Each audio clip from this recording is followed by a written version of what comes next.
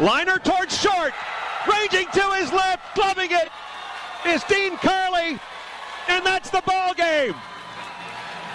Tennessee says hello win column for a school record 58 time. And the work in bracket 1 is done in Omaha. Tennessee sweeps the field with a victory over Florida State, a triumph over North Carolina, and takes down the Seminoles once again to advance to the championship series. Tennessee is 2 wins away from a national title because today, this afternoon at Charles Schwab Field, the Big Orange gets the better of Florida State. The final score, Tennessee 7, Florida State 2. This is Tennessee baseball.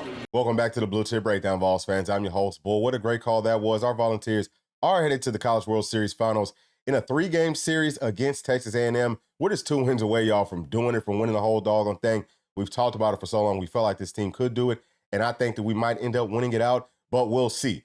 And we had a huge win last night versus Florida State. That's a game that we all said, hey, that's probably going to be the toughest matchup. We beat them twice. The first one was the historic one. We're going to recap that game. We're going to talk about the matchup that we have coming up on Saturday in the World Series. And we also have to talk about a huge in-state pickup from a 4-star interior offensive lineman in Nic Moore.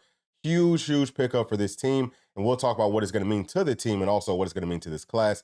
We'll also be addressing some rumors surrounding some Tennessee recruits, okay? I think we are in a really good spot for a few players that have either been decommitting or been rumored to be committing or put in some teams as their new leader, all that type of stuff. We will address a few players. Y'all already know that I got a chance to speak to Jaden Pilati. I'll tell you where I feel like Tennessee stands at after that conversation. I feel like it's good news for our Volunteers. But as always, y'all, please do us a really big favor. Make sure to like and subscribe to the channel. Please also leave your comments down in the comment section. And if you would like to become a member and get exclusive content on film breakdowns, things that we cannot monetize on the regular part of YouTube, please do press that join button just below. And also, if you would like to help this channel grow, if you would like to donate, the best way to do that is by scanning that Cash App barcode in the top right-hand corner. We have a lot to cover today, but we're going to try to get straight through it. Let's go ahead and jump into the video. All right, so starting off with the baseball team, we did beat Florida State last night 7-2 in a game that was never in question for me personally. I don't know how y'all feel, but let me know down in the comments section. It also just seemed like the players expected to win. You could tell by the way that they were celebrating. You could tell that the coaches expected to win. And as Volunteer fans, at this point in the season, that's what you want to see. It's not an overconfidence, but it's a, hey, we're coming out here, and again, we are expecting to win. So it's not a huge deal once we do what we expected to do, what we've worked so hard to do. And this right here, y'all, is my favorite part of the ESPN breakdown with baseball. I love this. I think that it's a great view of everything. Starting off with the hitting. Tennessee, our Volunteers, we had 10 hits to Florida State 7. We had 1 home run to their 2. We're going to talk about that here in just a minute, you know, that home run situation. And also, we had 17 bases to Florida State's 14, and we had 7 runners that were left on base, and Florida State had 5 that was left on base. So we did a really good job of taking advantage, right? Like, once you go back up to the hits, you're seeing that it wasn't a huge difference with our hits compared to Florida State's hits, but we just did a much better job of taking advantage once we got those hits, once players got on base. We brought them home. And Florida State didn't do a very good job of that. I think that that also speaks to the way that our defense performed. Again, we'll be talking about all this a little bit more in depth here in just a second. Now, on to the pitching. We had 5 strikeouts to Florida State's 9. We threw 85 strikes. They threw 102. And we had 7 hits that were allowed, and then Florida State had 10 hits that was allowed. We just talked about that. And as far as walks, we only gave up 1, and Florida State gave up 3. So doing a really good job of us, you know, just paying attention and making them work at the plate. Talked about that a lot pretty much the entire season. We said, hey, look, we got to work these pitchers, especially once it's getting into crunch time. And I love the fact that we are doing that. I still think that we need to do a little bit better there, but got to take a look at this box score. This is definitely pretty important. We're not going to go through every little detail here just because we have so much to get to today, but y'all can look at the numbers on your own at your leisure. Not even going to talk about Florida State stuff too much. There's really no need to. Starting off with Simo, I believe that he almost hit for the cycle again. That just goes to show what type of player that he continues to be. And we'll talk about the fielding as well with each player. I think that Simo looked a lot cleaner out there in the field. He did have 1 throw that was a little bit errant, and Blake Burke did a phenomenal job at first base, you know, kind of fixing that play and turning it into an out. So love to see that. Hopefully we can keep that confidence. Simo is our guy. We're going to go about as far as he's leading us. I feel like he's definitely the leader of the team. His attitude is unbelievable, and I mean that in a very positive way. We see, I believe, his last at bat, maybe in the 8th inning. he's going at the pitcher, and the pitcher was just like on fire, and he's throwing a slider or something, and I believe that Simo had 2 strikes on him, and he just keeps filing off. He's fighting him, and then he looks at him, and he's, yeah, come on, bring it. Like, I love that, and ultimately, Simo does make some pretty solid contact. It wasn't great, but he ends up grounding out. But again, it just goes back to that attitude that is permeating throughout this entire team, and I believe that that's a big part of the reason that we are where we are. So let's talk about Blake Burke. He had that one homer, he had our only homer in this game. It was a pitch that was really low. Goes to show his strength. We all know that he's an absolute monster at the plate. Our entire lineup is unbelievable, but I love to see him kind of getting back into the groove of hitting those home runs. I think that we're very comfortable on this field, and I wouldn't be surprised to see us start to hit more homers here, kind of like we would do with Lindsey Nelson, just because, again, we're getting adjusted to this entire deal. Now, this as far as the fielding, I think he's doing a great job at first base. It wasn't just that throw from Simo, but it was some other ones. I mean, he just scoops it up, he stretches his legs out, a whole lot of different things. And he's a big dude. He's about 6'3", 6'4", 250 or 240 pounds, whatever. But he moves well, right? Like, he's pretty flexible. And I think that he for sure is going to be a great MLB player. Same thing could be said about Simo. Same thing could also be said about Billy Amick, who had a really solid showing at the plate. Let's take a look at his numbers right here. He had 5 at-bats. He had 2 runs, which is great. And he had 2 hits, and he has 1 RBI. So he also struck out 2 times. But, I'm sorry, no, he didn't strike out at all. So he had a really good showing at the plate. Need for him to stay hot. I think that he's looked a lot better in the field as well. And then Dreiling, man, I love what he's doing right now. Looks very, very confident at the plate. Doing a good job fielding as well. And then Hunter Inslee, we all know that big catch that he had in last game. We'll kind of talk about Tiers kind of doing that same thing here in just a minute. But he's got to kind of find himself at the plate. Didn't really do a good job last game, but baseball's streaky. Hopefully he will find his groove. He'll be more on the positive side of that streak once we start the first game on Saturday. And then, he also, since he did struggle, we did have to bring in a pinch hitter for him, and that was Peebles. And Peebles didn't get on plate, he did not get on base at all. But we all know that he's another one that can come in and kind of change the momentum of the game. He can help us out tremendously. We have so many players that can bat, that can hit, whether it's home runs or small ball, whatever. We have so many players that know how to get on base and do it at a really high level. So I love that about this team as well. Now on to Tiers. He didn't do a whole lot at the plate, but, him fielding-wise, beautiful. You love to see it, right? Him doing the same thing that Hunter Inslee did, running into the daggone wall, giving you all for Tennessee to make that out. That was a beautiful catch. And seeing things like that, and I've said it several times, but seeing things like that on a consistent basis is why I felt so confident with this team throughout the entire process. So expecting him to just kind of continue what he's been doing out there fielding for sure, but batting-wise, never have to worry about really any of our bats. We might hit a little bit of a slump, but we'll get out of it. And whenever we are hitting a slump, usually somebody else is coming out of a slump. Just need for that to continue for us to have a good shot to win this whole doggone thing. All right, now on to Dean Curley. Love what he did out there. I'm not even talking about the batting, but the fielding, he looks really, really good. I love that play that he made when the ball goes right past the pitcher right there, and there was a run on third, I believe, and a run on second. He saves a run by getting the out at the plate. I don't know if we had any outs at that point, but that was huge. So it's things like that. And I mean, even outside of that, I mean, he makes things look very routine. He looks like an all-star right there playing at shortstop. So, and he's had some really, really nice throws. I love that about him. I love his game. It's pretty, incredible that he's only a true freshman. He's got a very bright future. He's probably going to be a top 5 pick. That's the same way I feel about Simo. They keep on talking about Simo being, he moved up from being a top 16 pick to a top 12 pick. He's top 5. Just call it like it is. Put some respect on that man's name. Again, I feel like Dean Curley is going to follow suit once his time does come. Now, on to Chapman. He was the DH last night. I think that he did an all right job. He's kind of swinging at too much stuff. He's got to be able to see the ball a little bit better. Now, some of these pitchers had some really nice stuff. We saw even Blake Burke was kind of struggling to see it some of the time. We got to do better at that. Texas A&M does have some really good pitchers. We'll look at that here in just a second. But he's one that we have confidence in for sure, right? And it doesn't really matter if it's him or for someone else as the DH. I love what he can bring to this team, and you just have to hope that he's going to be on fire when it counts the most, starting off on Saturday. And then Kyle Stark. We talked a lot about him being a lot more patient at the plate, and it looked like he was. It looked like he wasn't swinging at that first pitch like we talked about. I don't think that he did the entire game, so that's great. But now he's just got to be able to see the ball a little bit better, and he's got to start making better contact. I think that after he does swing for the first time, it seems like he just kind of keeps on swinging after that. Just continue to work on that patience, and if nothing else, man, just take the walk. I feel like that's something that we're definitely going to have to do versus Texas A&M because they do a great job of that. And we'll look at the numbers here in just a second. But let's come on down, y'all. Let's just go ahead and get through the pitching. To start it off, Xander, y'all know that that's my dude from Buford, Georgia. I don't know him personally, but he's my guy. You know, I love what he's been doing. I think that he's turning into one of our aces for sure. Love him as a starter. He might end up getting the start for our, final game up in the World Series Finals. I think that he's probably going to be the pitcher that starts whenever we do win the whole doggone thing in that second win. So I think that he did a great job out there. You know, he gave us a little bit more than 6 innings. Really, he should have only pitched 6 innings for us. In that 7th inning is when he gave up those 2 home runs. You could just tell that at that point, his stuff, like his balls weren't really breaking as much. It wasn't as sharp. It wasn't as sharp of a break. And once it gets to that point, I think that Tony V just needs to go ahead and pull these guys as opposed to giving up some runs for no reason. And I wanted to get that shutout versus Florida State so bad. But I love what Xander did. I love what he's going to continue to do for us in this final series.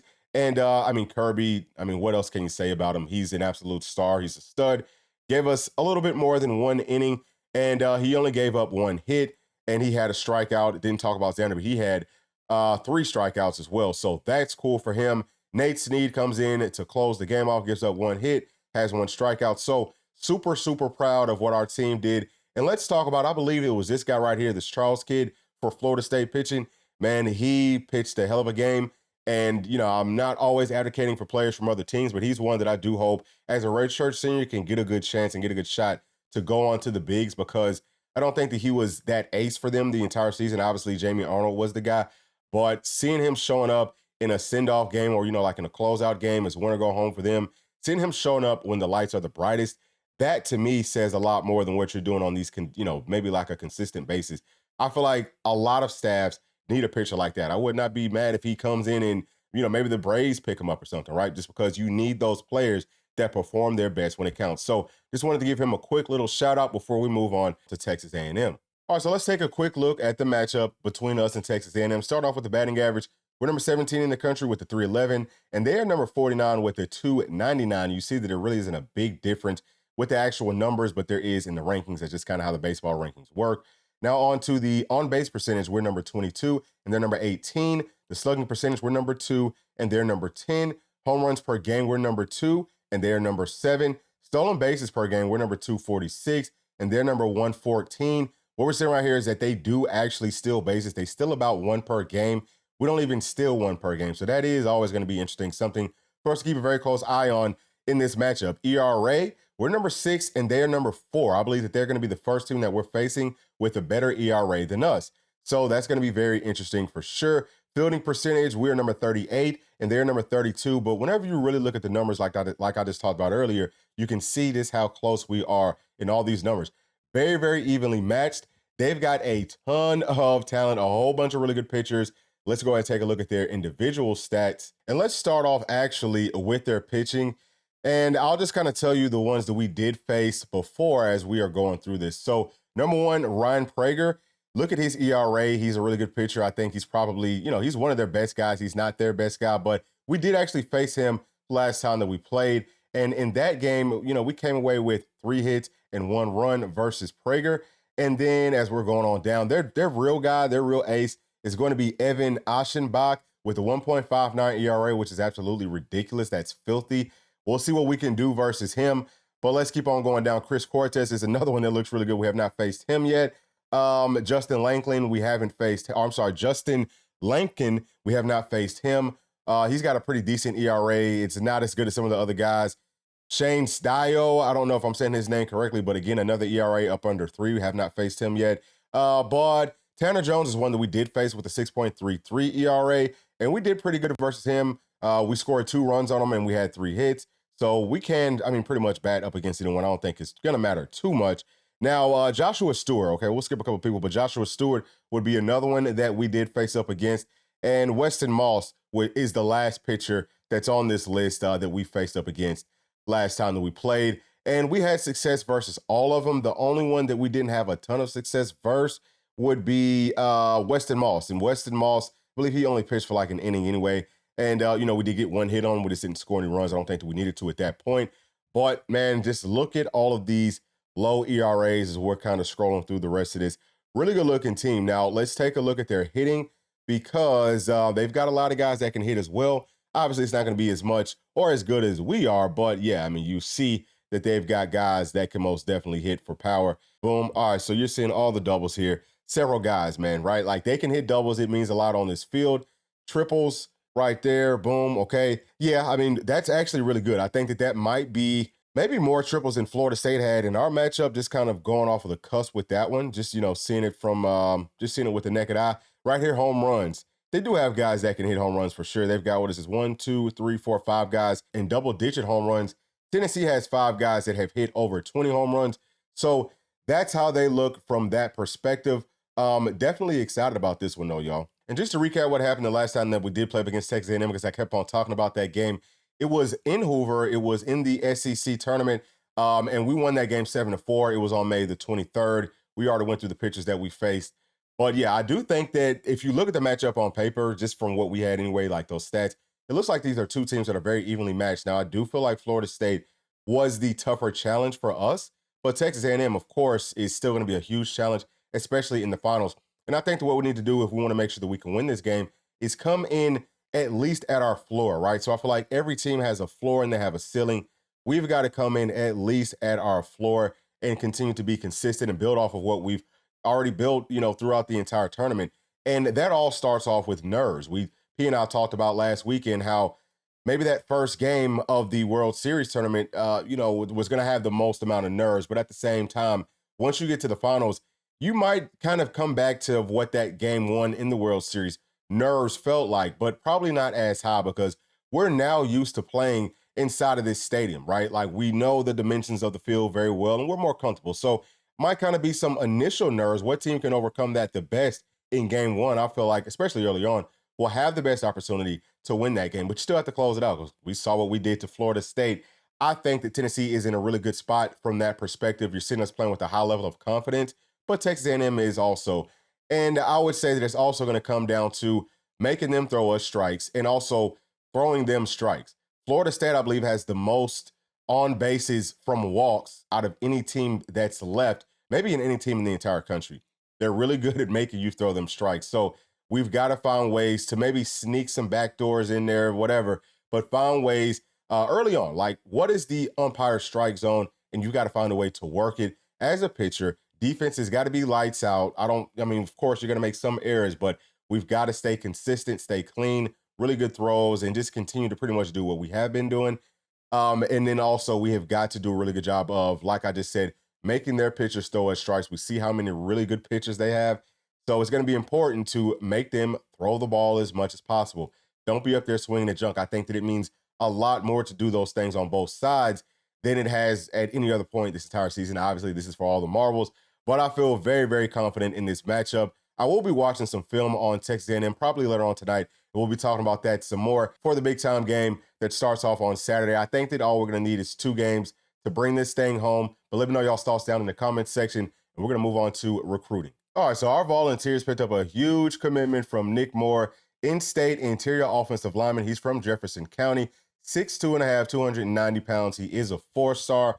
This one came down between us and West Virginia, and it sounds like West Virginia wanted him to play on defense. He chose Tennessee because he wants to play offense. What is it going to mean to this team is he's going to be playing center for us. We have Vice and Lane that will be back after Cooper Mays leaves as long as Vice and Lane doesn't transfer.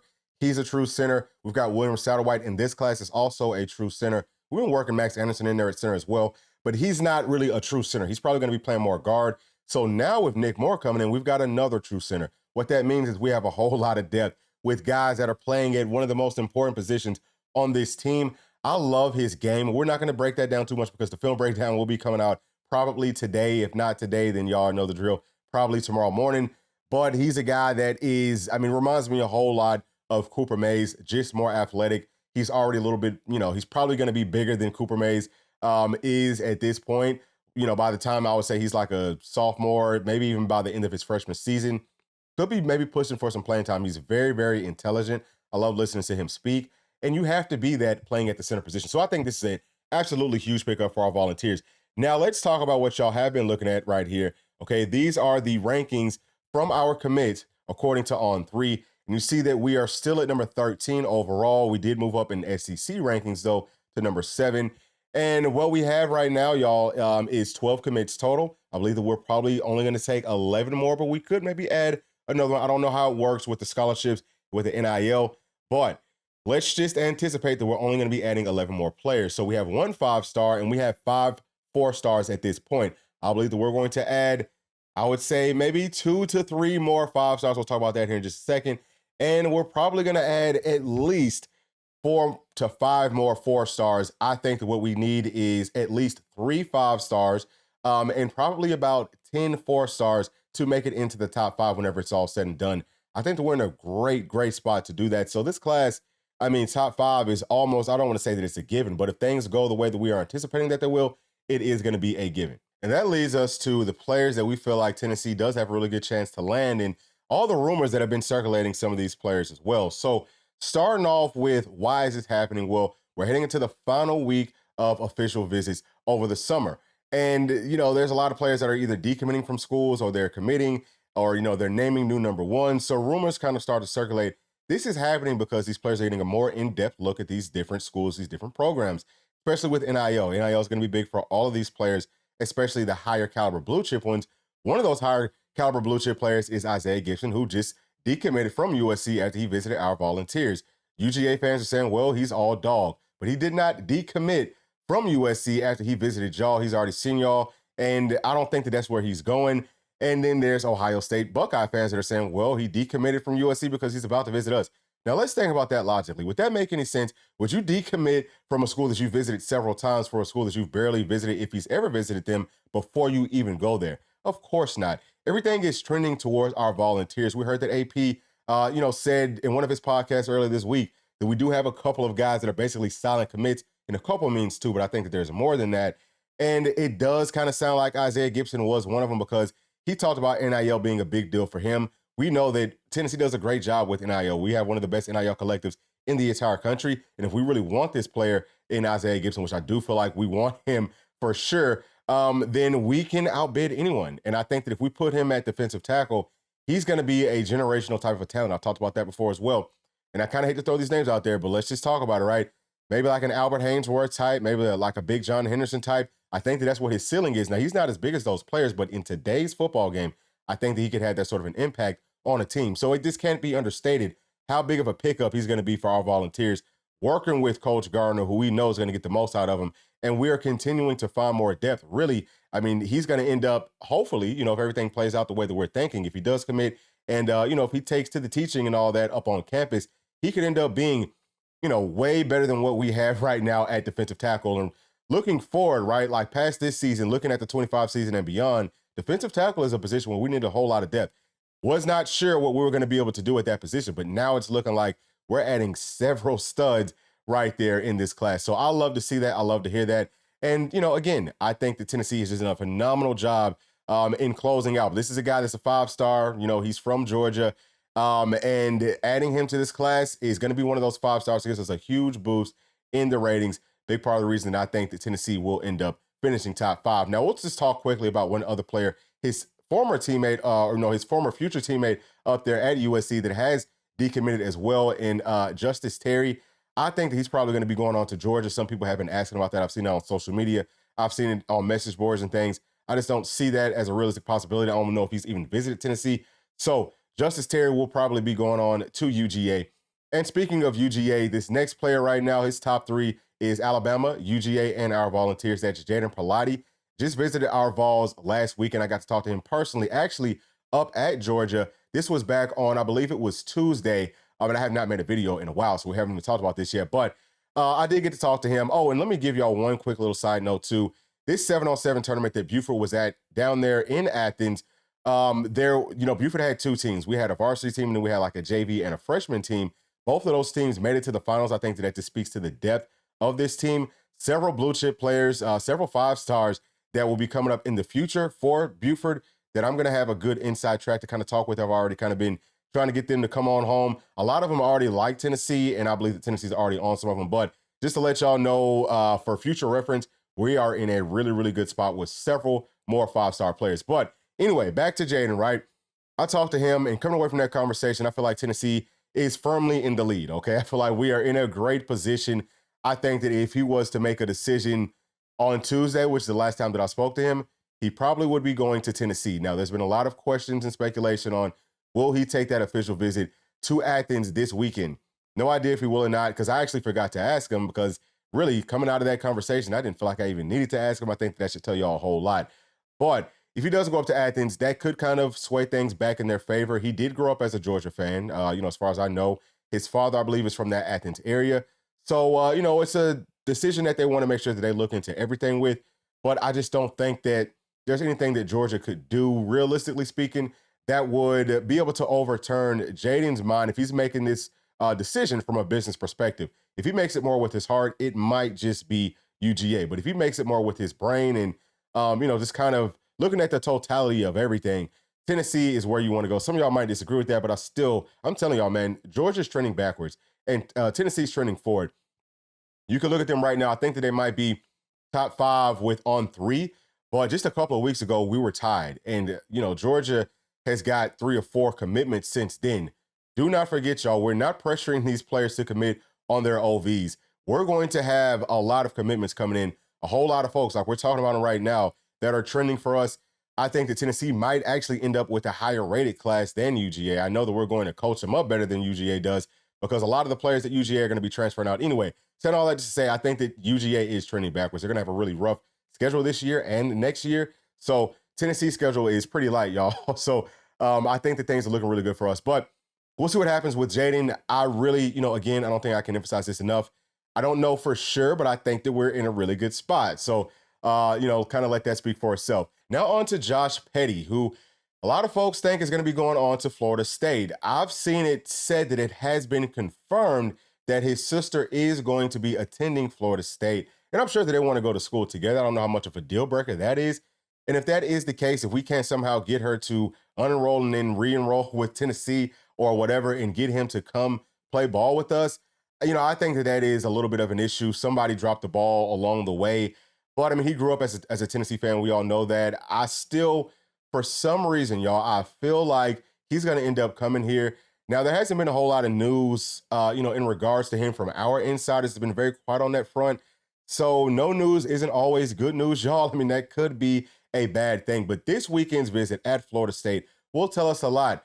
Also, if he's a real Vol fan, which, it sounds like he most definitely was growing up, it might kind of be a sign to him that Tennessee beats Florida State twice, and especially in that first game, the way that we beat them. That kind of sounds crazy, and it might be far-fetched, yes.